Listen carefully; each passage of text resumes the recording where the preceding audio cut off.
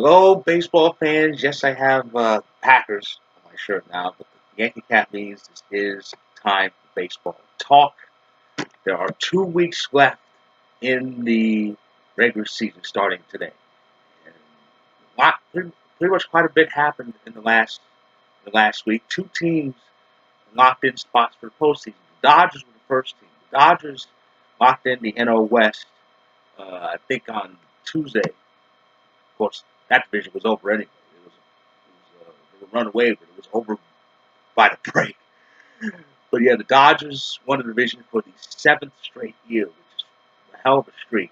That streak has seen them reach the World Series of each of the last 2 years, and reach the NLCS each of the last 3 years. But no hardware as of yet. They say the Dodgers are kind of favored to return, but Dave Roberts is exactly the sharpest tack in Major League Baseball. After all, he managed to hand over a World Series last year to a very, very, very shitty Red Sox team. So who knows what's going to happen? So so they're in, and another team who's locked in the postseason spot is Atlanta. The Braves are back in. The Braves are back in the playoffs for the second straight year, but they haven't won the division yet.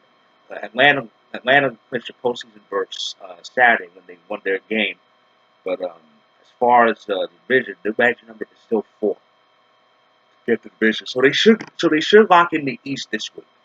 They have a sizable lead over Washington, even though Washington beat them 7-0 yesterday. Um, the only other division, the Central, that's still pretty close. Um, the Cardinals lost back-to-back games to Milwaukee, and the Cubs are on a 4-game winning streak. So there's 3 games. There's 3 games in the standings separating those 3 teams. And St. Louis, St. Louis is still in first place, but it's going to go down to where I think that division is going to come down to the end, like last year. Last year, of course, saw Game 163 played for the NL Central between the Cubs and Brewers, which the Brewers won at Wrigley. So the final 2 weeks should be interesting. In the American League, everything's on this great MLB app here. The American League, the Yankees didn't lose 2 out of 3 to Toronto, and now it's a dead even tie for the best record in baseball, let alone the American League. Both teams are a game ahead of the Dodgers. Um, the Yankees have the tiebreaker over the Dodgers, but Houston has the tiebreaker over the Yankees. So with the 2 teams tied, if the season ended now, Houston would get that best record. And in an ALCS situation, Houston would have home field, like they did 2 years ago. So the Yankees need to finish ahead of Houston here. But no spots been clinched in the American League, though all divisional magic numbers are down to single digits. The highest is the Central, which is 9 for Minnesota. Cleveland won that last game of the recent series, but Minnesota's kind of trying to not run away, but kind of gain some distance. So Minnesota has a 4.5 game lead, and the magic number is 9 to get the division. Houston's magic number in the AL West is 5, even with the A's winning 6 straight, and including a few against Houston in Houston. And the Yankees' magic number to win the AL East is down to 3. The Yankees haven't won a division title since 2012. And we're at the most 3 wins away from doing it. But the Yankees can clinch the division as soon as Wednesday. The Yankees are off. Both the Yankees and Rays are off today. So as soon as Wednesday is when we can clinch.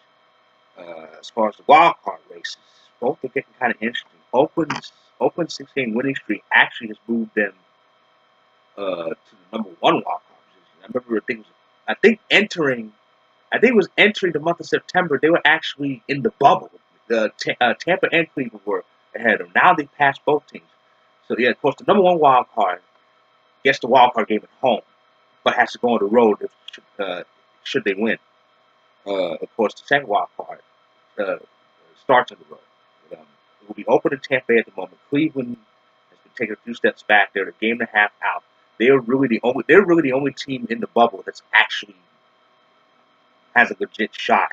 Yes, Boston hasn't been officially eliminated yet, but Their elimination number is 4.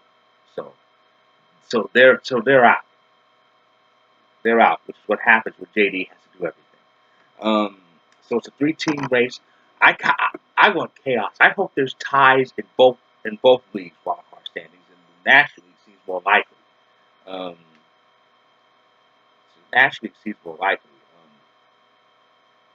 There's well, Arizona's been losing games lately. They were in the thick of things. I think they were like the second bubble team. Now there's 3 teams ahead of them. Well, really 4 if you count Chicago, who actually has the second wildcard spot. Washington's taking on to that number 1 wildcard spot.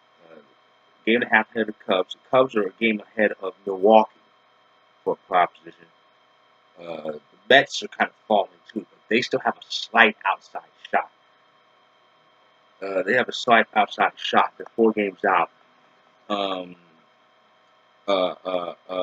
Philly is 4.5 out. Arizona is 5.5 out. And the Mets have a series against Colorado next. Philly has to face Atlanta in Atlanta, so they could be. They have an elimination number of 10, so they could be kind of fucked by the time I post my next video. But which would be crazy. I mean, they got Bryce Harper, the best hitter in baseball, spent all that money on him, and they're going to miss the playoffs. Even worse, Washington can make it. So that's really not going to be good. So anyway, that's what's happening. That's what's happening. With 2 weeks left, it should be a very crazy 2 weeks of the season. Now, I have a lot to do on YouTube in this week. I'm going to preview the Central Division. That's right, my division, the Avalanche division, in the NHL. A recap of Week 2 in the NFL, and a recap of the Canadian Football League season. Because the CFL season is 2/3 done. And there's a lot of good stuff going on up in Canada. So I'll be back soon. So enjoy this baseball home stretch.